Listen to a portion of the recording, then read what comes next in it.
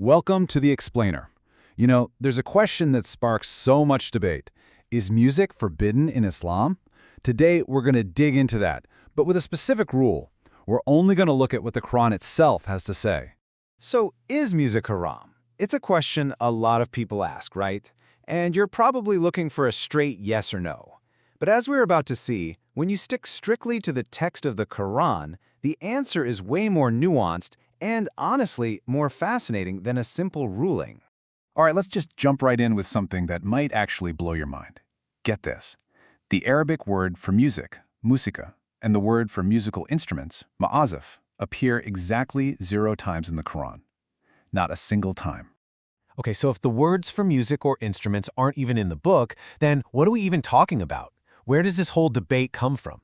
Well, it all comes down to how a few key phrases related to sound and speech have been interpreted over the centuries. First up is this term you'll hear a lot, la al-hadith. It shows up in a verse that talks about someone who purchases the amusement of speech. And this, right here, is often exhibit A for the argument against music. But here's the thing, and this is absolutely crucial. The Quran doesn't just drop that term and walk away. It actually defines it right there in the same sentence.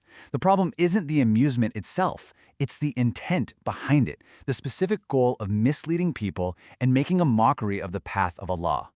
And it doesn't stop there. Let's look at 2 other terms. First, you've got sawt, which just means voice. And yeah, in one place it's tied to Satan's tempting voice, but the Quran also talks about good voices, humble, reverent ones.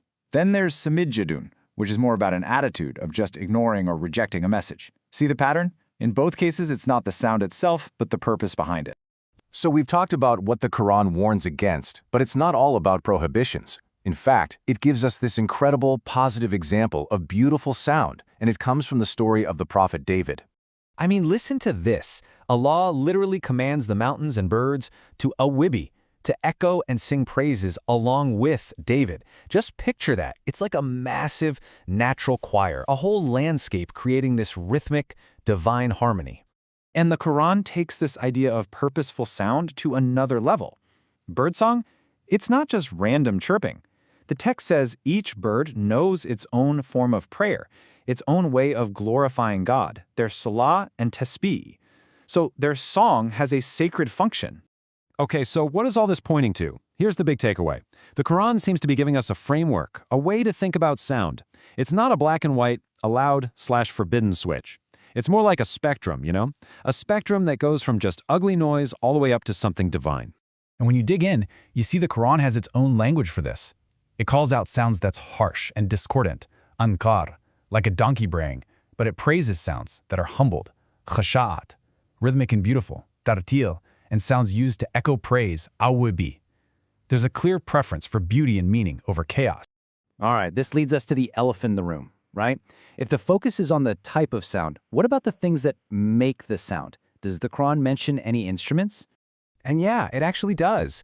It talks about these grand cosmic instruments, like the sur, the trumpet that's going to signal the day of judgment, a sound that reveals truth. But then it also mentions everyday things, like the jingle of jewelry. And even there, the criticism isn't about the jingling sound itself, it's about the reason for it, using it out of vanity. Okay, and we have to pause here for a really important clarification.